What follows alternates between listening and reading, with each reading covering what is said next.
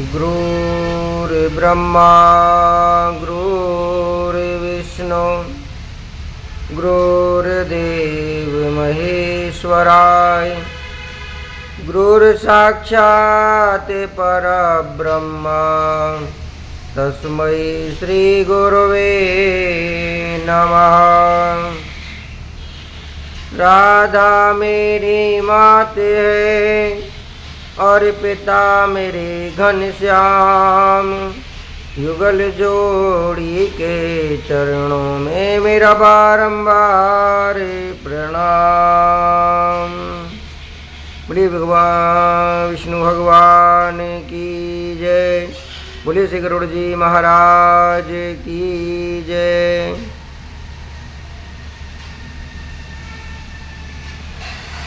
अपने गुरुदेव के चरणों में कोट कोट साष्टांग प्रणाम करते हुए आज आपको हम गरुड़ पुराण का तीसरा अध्याय बताने जा रहे हैं, सुनाने जा रहे हैं और ध्यान से सुने, क्योंकि जीव मात्र जीवन काल में अनेक प्रकार के अपराध करता रहता है और हम लोग क्या सोचते हैं, करते जाओ, किसने देखा है, क्या करना है। लेकिन यहाँ गरुड़ जी महाराज को भगवान विष्णु बता रहे हैं कि जो जीव कर्म करता है उसको भोगना पड़ता है। किस कर्म के करने से हमको कौन सी यातना भोगनी पड़ती है।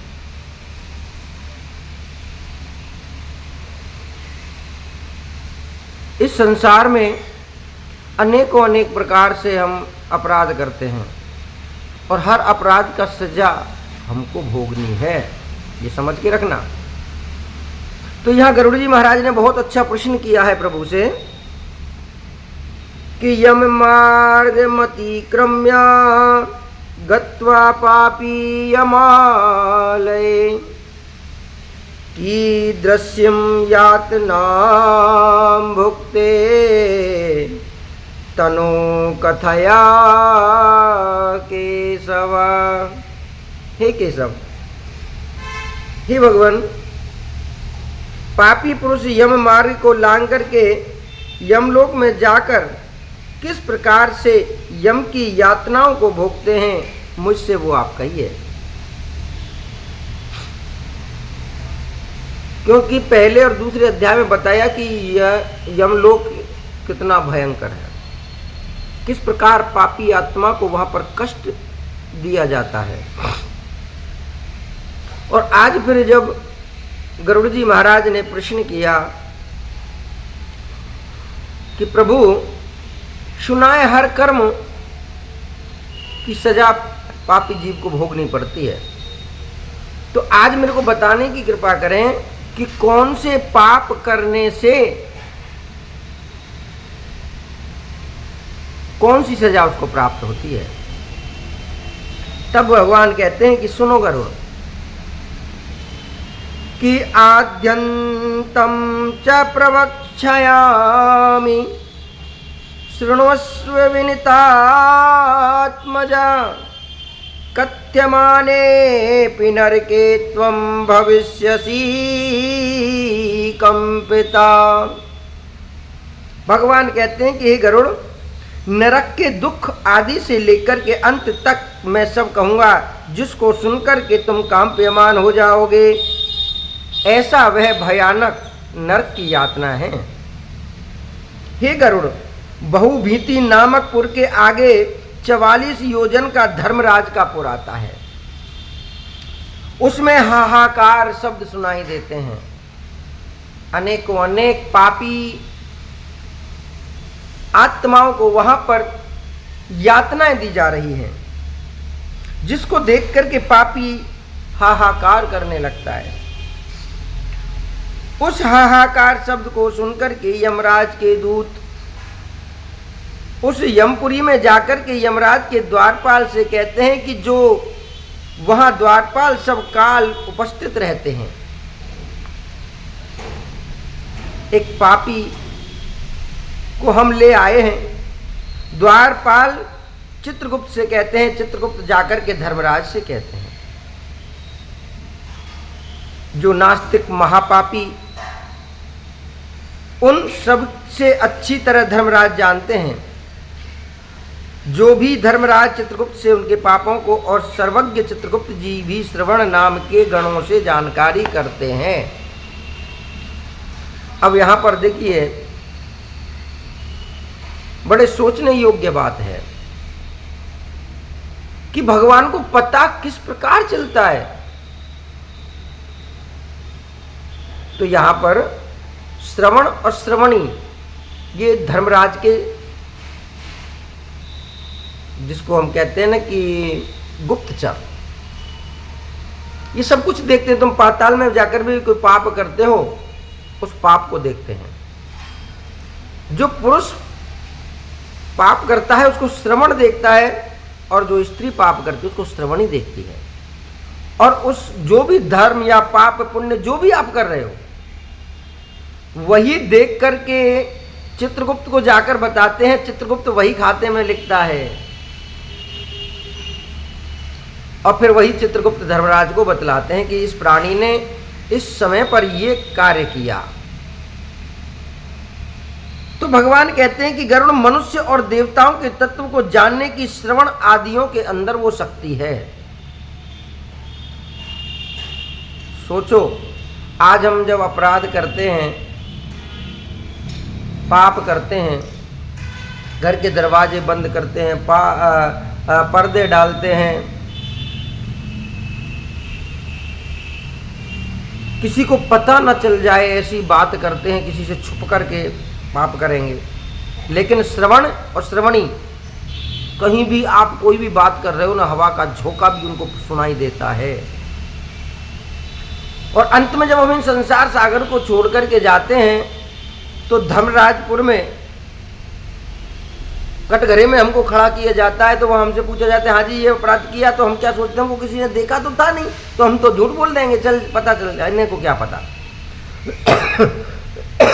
तो वहां पर वो श्रवण और श्रवणी को कटघरे में आमने सामने कराया जाता है।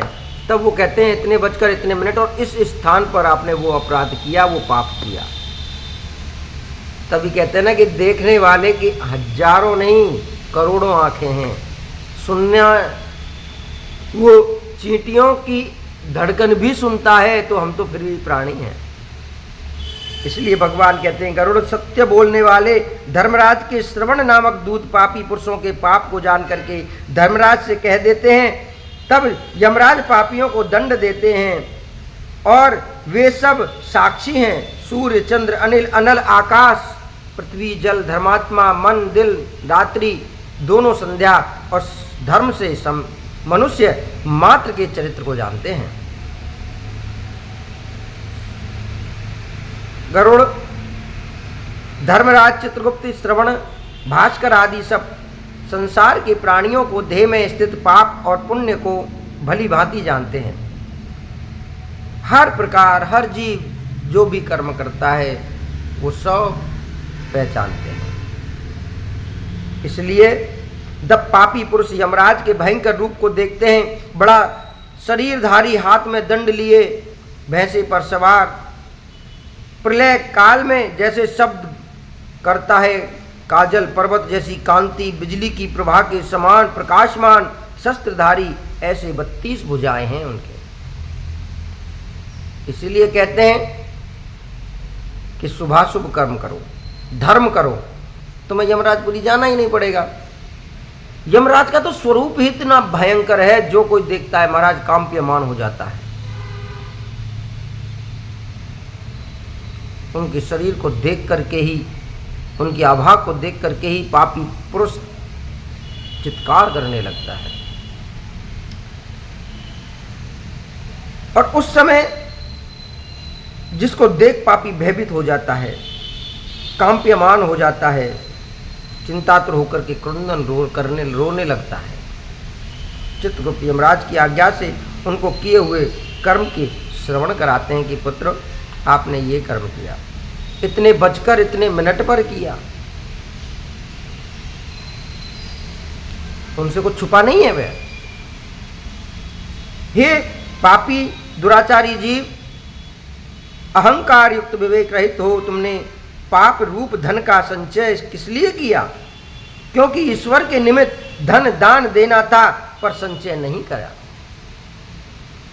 आज भी होता है ना, जब धर्म का कार्य करते हैं, कोई कथा करते हैं, कहीं दान का जब नंबर आता है, कोई ब्राह्मण आपसे कह दे, अरे महाराज दक्षिणा तो भाव की होती है,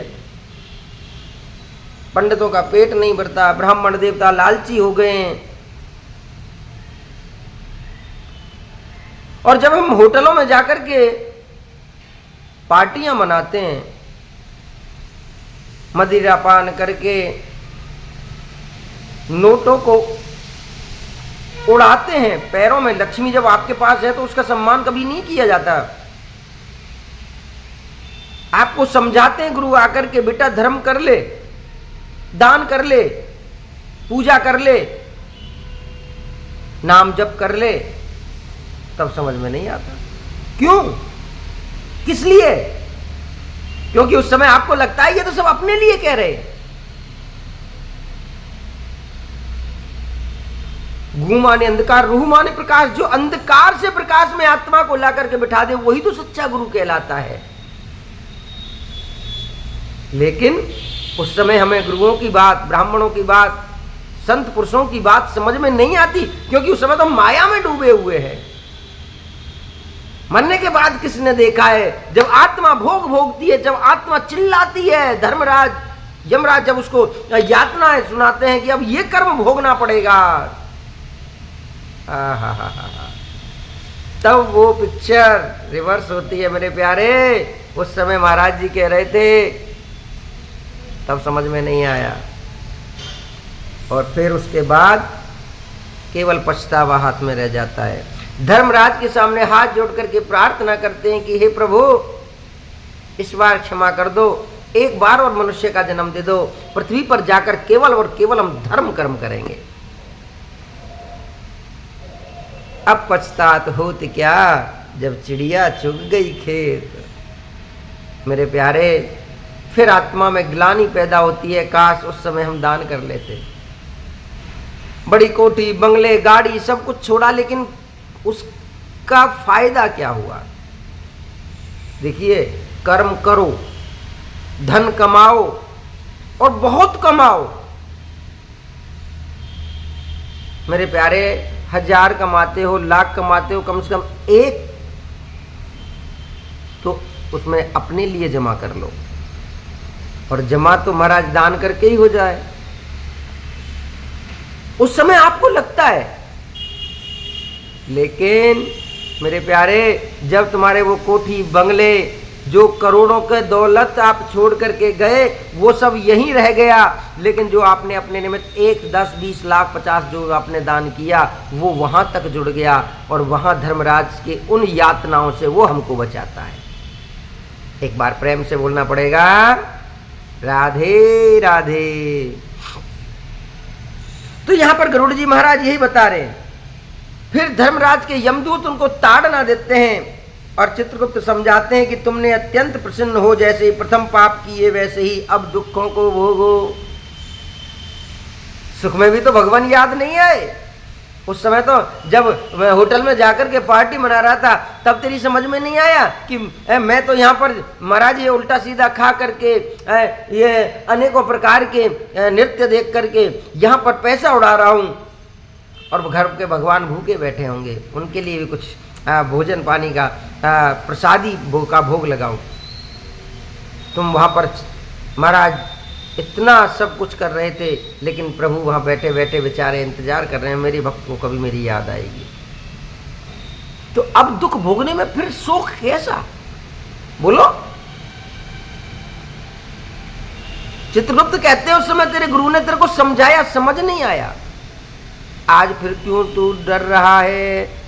जो बोएगा वही पाएगा, तेरा किया आगे आएगा। अब जो तूने बोया है वही फल तो तुझको काटना है मेरे प्यारे, वही फल तो तुझको मिलेगा। फिर अब क्यों रुदन कर रहा है, फिर अब क्यों रो रहा है, बोलो ना। जब महाराज चित्रगुप्त ताड़ना देते हैं, हा, धर्मराज मूर्ख में, पंडित में, दरिद्र में, धनवान में, बलवान में तथा निर्बल में समभाव रखते हैं।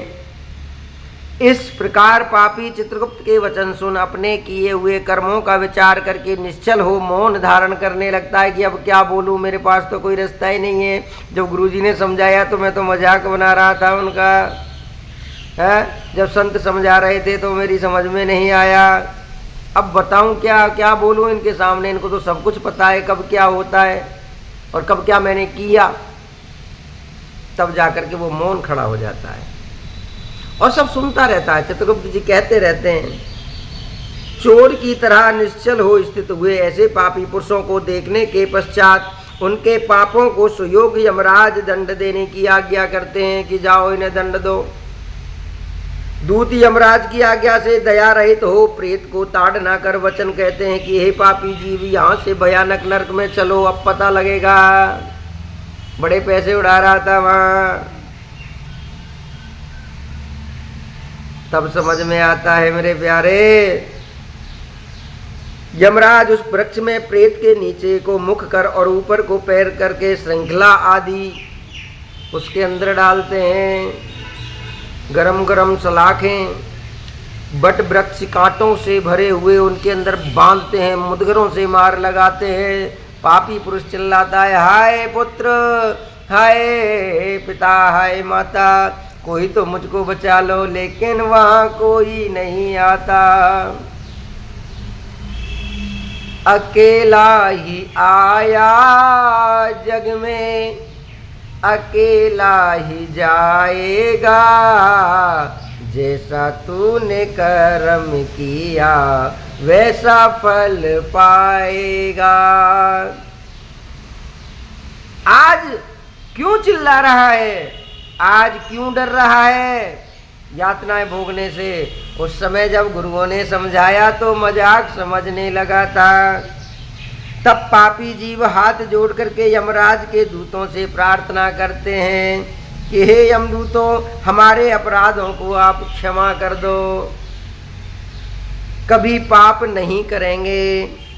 ऐसे प्रेतों के वचन सुनकर के भी यमदूत लोह दंड से, मुदगर से उसमें मार लगाते हैं, भाले से उसको ताड़ना देते हैं, गदा से और मूसल से अनेक तरह से उसको मारने लगते हैं। जिस ताड़ना से प्रेत मूर्छित हो जाते हैं, तब चेष्टा रहित देख करके यमदूत कहते हैं कि हे दुराचारी प्रेत, ऐसे दुष्ट आचरण क्यों किए? संसार में अन्न जल आदि सुलभ पदार्थों का भी दान नहीं किया।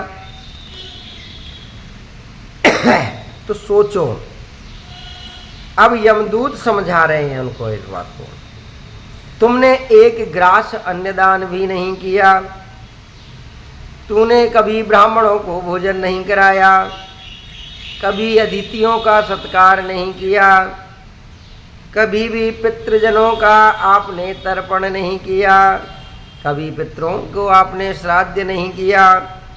यमराज और चित्रगुप्त का उत्तम ध्यान तथा दोनों के मंत्र का जाप भी नहीं किया। यम की यातना जिस जाप आदि से नहीं मिलती है, गुरु मंत्र का जाप कभी जीवन में किया नहीं, गुरु बना करके छोड़ दिया। गुरु बनाना ही मेरे प्यारे सब कुछ नहीं है, गुरु के वचनों पर चलना ही आपको उन यम की यातनाओं से बचाता है। जब गुरु आपको मंत्र देते हैं तो वही समझाते हैं कि बेटा मंत्र जाप करो, नाम शक्ति है इसमें। तो उस समय तुमने ये कर्म तो नहीं किए, आज दुख भोगने से क्यों घबरा रहे हो? तब जाकर के भगवान कहते हैं कि हे गरुड़ सुनो और भी। अब वहां पर एक सालमली नाम का वृक्ष है। अब वृक्ष सुनकर के कितना आनंद आ रहा है, वृक्ष होगा, वाह वाह वाह, बड़ा आनंद छाया देता होगा। लेकिन वो वृक्ष कैसा है? उसमें कोई ये हरी भरी पत्तियां नहीं है महाराज, उसमें पत्ते लग रहे हैं बिल्कुल तेज धार तलवार से भी ज़्यादा, ऐसे ऐसे तो उसमें पत्ते हैं। जब उस आत्मा को उस पेड़ के नीचे बिठा दिया जाता है, हवा का झोंका आता है, एक पत्ता गिरता है और जगह जगह से वो क्षण कर देता है, छिन छिन शरीर को काट देता है, तब भोग भोगना पड़ता है मेरे प्यारे। आज कोई यमदूत आरा लेकर के चलाता है, पापी की आत्मा को भेदन करता है। कितने यमदूत नार को भी भूमि पर गिरा करके कुठार आदि से टुकड़े टुकड़े कर देते हैं। कितनों को यमदूत अंगार में डालते हैं, जलते हुए कुंड में फेंक देते हैं। कितनों को मनोनंत हाथियों के नीचे फेंक देते हैं। कितनों को मस्तक में नेत्र में वज्रपात तीक्ष्ण चोंच वाले काक पंछी से उसको मरवाते हैं, चोंच मारते हैं काक पंछी। मांस लोभी गृद्ध पक्षी मारते हैं। कितने परस्पर यह कहते हैं कि पूर्व जन्म में तुमने हमारे धन को भक्षण किया था। अब सोचो, जोड़ा कितना, दूसरे का काया, किसी के संग धोखा किया, भाई का हक हड़प लिया है, गुरुओं का हक हड़प लिया, ब्राह्मणों को जो दक्षिणा देनी थी, ब्राह्मण पूरी रात मेहनत करके आपके घर में शादी कराता है, विवाह कराता है, शुभ शुभ कर्म करते हैं, कितनी मेहनत के साथ वो उम्मीद लेकर के आपके शुभ कार्य करता है, तब उनका हक मारते हो। अरे महाराज इतनी नहीं, बस इतना ही ले लो, दक्षिणा तो केवल भाव की होती है। तो वो ब्राह्मण का हक था, आपने मार लिया। अब वहाँ वही जिसका हक आपने मारा वहीं पर विराजमान है। वो जब वहाँ जाता है तब कहता है लाओ मेरा कर्जा दो। अब वहाँ देने के लिए तुम्हारे पास कहाँ है धन। तब यमदूत कहते हैं इसमें से मांस काट लो, जितना भी है वहाँ तुम्हारा मांस काट करके दिया जाता है। तब भगवान कह रहे हैं कि हे गरुड़, इस प्रकार नरकों में धर्मवर्जित पापिष्ट मूर्ख गिरते हैं। जो गुरुओं के वचनों पर नहीं चलते, कर्म नहीं करते, उनको सब कुछ भोगना पड़ता है। स्त्री तथा पुरुष परस्पर अधिक विषय सेवन से ताम्रस, अंधतामिश्र और रौरव आदि नरक की यातनाओं को भोगते हैं। अतः ऋतुदान और विषय वासना में लिप्त नहीं होना चाहिए। कोई पुरुष ईश्वर के निमित्त दान को ना कर केवल कुटुंब का भक्षण पोषण कर अपने उदर को भरता है, ऐसे पुरुष कुटुंब को एवं अपनी देह को छोड़ करके परलोक में नरक आदि दुखों को भोगते हैं। जो अनेक प्राणियों के बैर भाव करने से शरीर को पोषण किया, वह शरीर को त्याग करके पाप रूप पाथे को साथ ले एकाकी जीव नरक को जाता है, अन्य कोई भी संग नहीं जाता। मेरा पुत्र, मेरी बहन, मेरा भाई, मेरा माता, मेरे पिता, मेरे रिश्तेदार, मेरे सगे, मेरे संबंधी, मैं तुम्हारे बगैर नहीं रह सकता हूँ। और वहाँ जब यात्रा नरक की भोगनी पड़ती है तो वहाँ कोई भी साथ नहीं देता। वैसे अधर्म से कुटुंब का पालन पोषण भरण पोषण करने वाला व्यक्ति पुरुष सब नरकों में भोग भोगता है, अंधता मिश्र नमक नरक में गिरता है। हे गरुड़, इस जीव यमलोक के नीचे जितने नरक आदि हैं उनको अनुक्रम से भोग, तदंतर पवित्र हो पुनः वह यहाँ अर्थात नरक की यातना भोग करके पाप क्षीण हो जाने से जीव मनुष्यता को प्राप्त होता है। 83,99,999 भोगने के बाद में मनुष्य का जन्म मिला, फिर भी शुभाशुभ कर्म नहीं किया तो मेरे प्यारे फिर उसको दोबारा से नरक की यातनाओं को भोगने के पश्चात में फिर मौका मांगते हैं। तो भगवान मनुष्य का रूप दे करके कहते हैं कि अब पृथ्वी पर जा रहा है, दोबारा अपराध मत करना, एक बार फिर मौका दिया जा रहा है और फिर अपराध किया तो भोगना पड़ेगा। इस प्रकार भगवान ने यातना भोगने का कथा गरुड़ जी को सुनाई तो गरुड़ जी महाराज पीपल के पत्ते की तरह कांप्यमान हो गए। कहने लगे कि हे प्रभु, इसका कोई उपाय भी होगा तो आप वो भी बताने की कृपा करें, और किस कर्म के करने से कौन सा कष्ट हमको भोगना पड़ता है, तो इस प्रकार आप हमको वो बताने की कृपा करें। ये तीसरे अध्याय में आज श्री गरुड़ जी महाराज को भगवान विष्णु ने यातना का प्रकार, जैसे यातनाएं दी जाती है वो बताई है, और कल चतुर्थ अध्याय में बताया जाएगा कि आपको किस तरह से और कौन सा कर्म करने से कौन सा भोग मिलता है। वैतरणी नदी तथा नरकों का वर्णन किया जाएगा। तो आज तृतीय अध्याय में गरुड़ जी महाराज को उन्होंने इतना बताया। आज का कथा का विश्राम यही होगा। सभी प्रेम से कहेंगे बोली विष्णु भगवान की जय, बोलिए गरुड़ जी महाराज की जय।